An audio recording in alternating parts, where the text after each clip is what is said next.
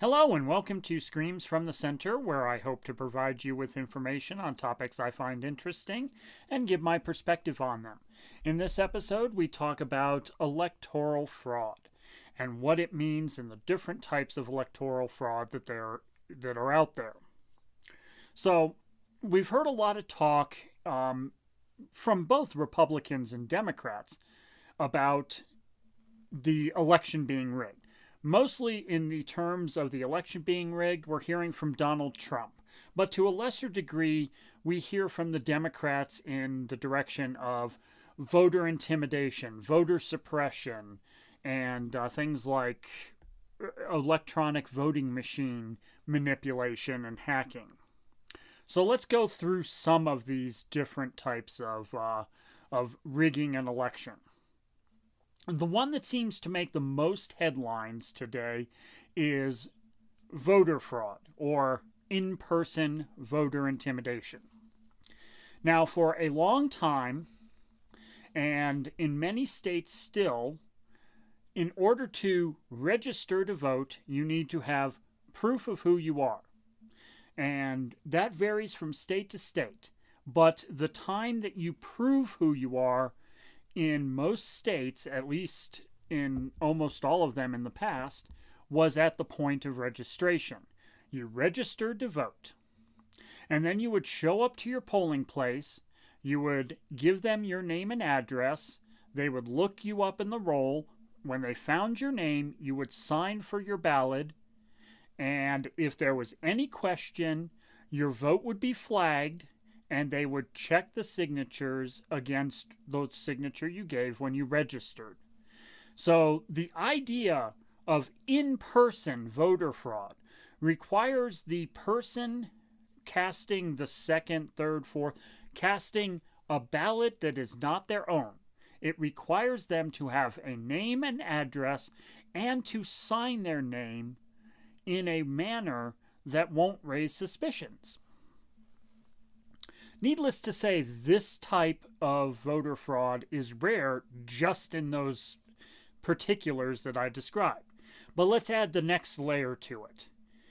In-person voter fraud also carries with it, in most states, a sentence of around 5 years and fines from $1,000 to more than $1,000 plus for each occurrence. So if you loaded up a bus full of people and took them to a precinct and somehow had names and addresses of people, you showed up and all of those people voted. Let's say you cram a bus, you're an operative, you cram a bus full of 10 people. You drive to a polling location, you get them out. Each one of those persons needs a name and address, and they have to sign for a ballot. So you need to have access to the names and addresses of voters. You have to hope that they haven't voted yet, and you sign off and do it. Now, the person who orchestrated this just committed 10 acts, which in most states will carry a minimum of 25 years in jail and fines of up to $50,000. So each of the people who are voting would also be charged with 5 years and $1,000 to $10,000 in fines, depending on state. So each of the 10 people would be charged. The 11th person who orchestrated it would have multiple accessory charges on that as well. So that's just to cast 10 votes fraudulently. Now, if you did this sort of thing on a wide scale, wide enough and spread out enough to actually affect an election, it would require thousands of people in each state. And you would have to map out the districts to find the locations that would have the maximum benefit. Because most state elections, particularly, we're talking about president mostly here. That's where a lot of this seems to be centered on. You're talking about differences in tens of thousands, hundreds of thousands of votes. Rarely, exceedingly rarely, does it come down to such a small number that something like widespread in-person voter fraud would have any kind of effect. It's not to say that this is a policy, that we should ignore the law. We don't. In fact, recently, in this election in 2016, someone showed up to vote, thought that the system was rigged. They went to a different precinct and tried to demand a ballot again. And when they rose the flags to the judges, the person was investigated, arrested, and they're going to be facing criminal charges. The person in question is a Donald Trump voter who thought that because their candidate said that their election was rigged, the election was rigged, and she wanted to vote again to counteract the liberals who were fraudulently voting. That's her case. So, does in-person voter fraud happen? Yes, there's an example. We have examples of it. The Bush administration, they tried and investigated this. They came up with something in a 10-year period of around 31 fraudulent votes cast out of 1 billion votes. So 1 billion votes, 31 of them were fraudulent. Trump is also saying that millions of dead people are voting. Okay, maybe there's some credibility to it. Let's look at this. Let's take California, for instance. A local station in California did a news piece on dead people voting. Now, the numbers they got are statewide, and we don't know the specifics of every single one of these, but they found 265 people who were dead still on voter rolls, some of which were still voting. Now, this is voter fraud. That's absolutely true. Now, here's the rub. Again, that's 265 people over an 8-year period, spread out in a state with 38 million people, of which there's somewhere around, I think it was 15 million voters, people who actually vote. It turned out to be, like 0.00002% or something like that. Needless to say, irregardless of these people, someone voting for these people, none of those votes had absolutely any impact, nor would they. If they were all concentrated in a precinct, it might shift something within that precinct if there's something that low a level. But this is statewide. This is across the entire state of California over an 8-year period. Now, how do dead people still vote? Well, most of the time when we found these things, family members continue voting. It's illegal, but they do it. But here's the other rub to it. When a family member dies, this is pretty much in every state. I don't know of any states otherwise. When you die, if your family fails to report to the county clerk, the election officials, that your person is dead, that the family member is dead, they don't take you off the voter rolls. It's the responsibility of the family to remove you from the voter rolls. So the blame tends to lie squarely into the family, who oftentimes in these cases are the ones doing the illegal voting. They're like, well, Grandpa's dead, I will vote for him. I'm going to make up for all the years he voted Democrat or Republican. So, is in-person voter fraud a thing? Yes. It is probably the most, or the least committed crime in the United States of America. I can't find the instance of another crime that actually is more widespread or less widespread than that. So let's look at something else. Let's look at disenfranchisement, voter suppression, all of those things. Now, back in the days of Jim Crow and such, African Americans were often given quizzes. Sometimes they were charged money in order to vote. Things that most practical people could not either pass or poor people could not pay.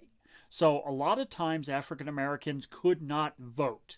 Now, we passed the Voter Rights Act in 1965, which supposedly eliminated that. A lot of that's been gutted by the Supreme Court. So we have these same states, these same players who were involved in the Voting Rights Act of 65, they have gone back and tried different types of things, like voter ID and stuff like that. So how does this work? There's a few ways you can disenfranchise people. Number one, you can make ex-felons and current felons illegal to vote. Florida, for instance, if you are a current felon or you served your time, paid your debt to society, you can never vote again in your life. Your voting right has been taken away permanently. That's a form of disenfranchisement because nothing in the Constitution said anything about you losing all of your rights as a prisoner. In fact, I don't recall anywhere where it says a prisoner loses any rights. However, some states, and it's been either upheld or not challenged significantly in the Supreme Court, but some states either request that you put in a letter to the governor to have your name put back on the voter rolls. Some states have absolutely no forgiveness of that. So that's a form of disenfranchisement. Another one is the idea of voter ID and other types of these suppression laws. And what voter ID says is you have to prove like I said at the beginning, you have to prove who you are when you register. And then you prove who you are again by signing a ballot, which is a legal affidavit that you are the person who you say you are.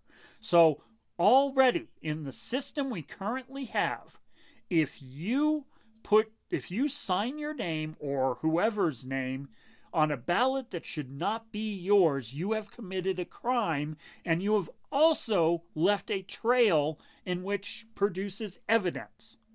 Having to walk up and show a photo ID does nothing to change that. If you have a photo ID if you have a list of people that you're going to vote for, it is easy enough to create an ID, a fake ID, that you can impersonate that person. You still committed the crime, but now you've circumvented the photo ID law. And you say that, oh, that's not very easy. But election officials are not trained to spot fake IDs. They're not bouncers in clubs. Sorry to say that. So the idea of voter ID is just plain ridiculous because you've already proven who you are when you register to vote, and you already employ a method to prove who you are when you do vote, when you cast your ballot. And if there's anybody who challenges it, signatures are compared, and it's proven or not proven. So what other types of voter problems are there? Well, there's intimidation. Now, intimidation can be something as simple as sending out a postcard that looks like it's official, that says, if you don't report to such and such, you're going to be taken off of the voter rolls and you're not going to be eligible to vote. Those are scams that have happened. Another type is threatening of violence. Someone standing outside the polling place, armed with a weapon of some sort. The Republicans went crazy back in, I think it was 2012, when two Black Panther guys stood outside a polling place with a couple of sticks, and they called that voter intimidation. Well, nowadays, we've got Hillary and Trump supporters, though from what my understanding is, it's mostly Trump supporters who are standing outside of polling places demanding to see the IDs, particularly when someone is of Hispanic, Black, or other type of minority. That's voter intimidation. You don't have to have a weapon. You just have to challenge someone constantly. Another method is to outright attack a polling place. There's also legality threats. You can threaten to, if someone threatens to sue you for casting what they think is an illegal ballot, that's intimidation.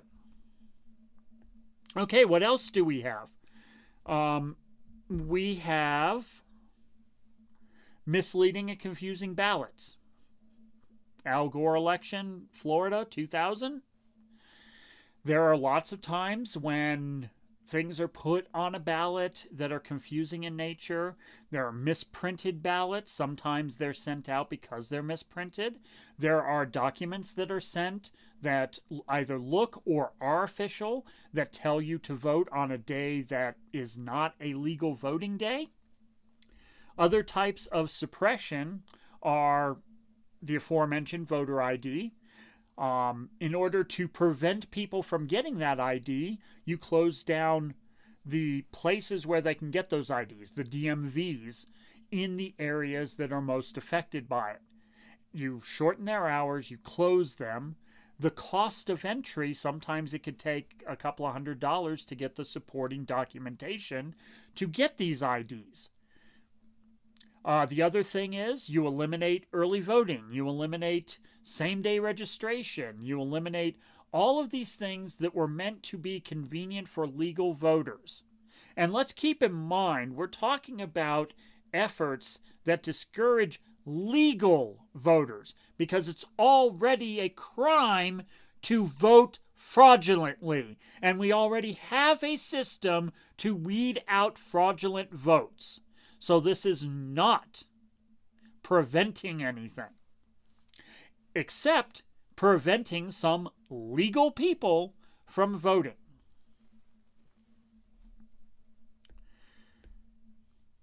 There's another type of screwing with elections. It's called ballot stuffing. This sort of thing is less likely in modern society, particularly since a lot of places use electronic voting. But this is the idea that you literally stuff more than one ballot in a box at the same time. So let's say somehow I go to vote and they hand me my ballot and I go into the booth, but somehow I have 4 ballots. And I take the first one, I do my voting, take the second one, do my voting, so forth and so on. Then I hold them really tight, walk up to the ballot box, and put all 4 in. I've committed a crime. I've ballot stuffed. Now again, that's a fraudulent voting, so technically speaking, I'm subject to all those laws that I mentioned. Mismarking of votes or tampering with election machines. These machines run on Windows ME, Windows 95, sometimes as high as Windows Vista. And they are connected in a network. And that network is vulnerable. Why do I automatically say it's vulnerable? Windows 95, all of the versions of Windows that these ballot machines use are versions that are no longer supported, therefore they get no security checks, so when people find exploits, they can use them. That's why places like Microsoft and Apple want you to update to the latest version of the software, because it's for security reasons. So the idea of hacking into a ballot, hacking into a system to change votes is definitely possible. And it definitely happens. Destruction of ballots, that's also another type of voter fraud. But essentially, the scope is the problem. The type of voter or election manipulation that Donald Trump and his campaign is putting forth is that millions of people are casting a ballot more than once. I'm not sure what the numbers are, and I'm not sure how many times they vote or if it's different for everybody else. There's no details, just like he likes it, but it happens. And there's just no evidence of rigging like this. Like I said, the logistics of doing it would probably be more daunting than just trying to get out the vote yourself. But essentially, when Republicans say that there is voter fraud on this epic scale, they're basically trying to squirm out of the idea that they could possibly be at fault, that they could possibly have not run a good election. The thought is, how can conservatives lose? We've got a winning ticket. So it's this assumption. And when they lose elections, well, it's got to be fraud. We did everything right. We hated all the right people. We said we were going to screw over all the right people. Why don't people elect us? Oh, it must have been fraud. So, why am I complaining about this so much? Well, for one thing, this whole idea that the election is rigged sets a dangerous precedent. If the American people lose interest and lose confidence in our elections, then democracy is over. We no longer have a system which any of us trust. There's nothing more to be said about it. So please be careful when you're out there, when you're saying that your candidate couldn't possibly lose because of X, Y, and Z, so it must have been rigged. Just think of the logistics around how stupid that is. Even manipulating one state to flip from one party to another is daunting, because we've also got other means of investigating this, looking at the rest of the ballot, that sort of thing. The election's not rigged. There is efforts to suppress people from voting, but no significant number of people are voting more than once. That's just the way it is. Thank you for joining me in this episode of Screams from the Center. Please leave comments below on how I can improve. Please subscribe, like, and share this video. My blog is at screamsfromthecenter.wordpress.com. I'm on Twitter at ScreamsFTCenter, and on Facebook, Screams from the Center. Also on Facebook, I tend to do a live broadcast, which I also re-upload here to YouTube. I do it almost every day, but you can catch it on my YouTube channel. It's a segment I call Screams from My Car.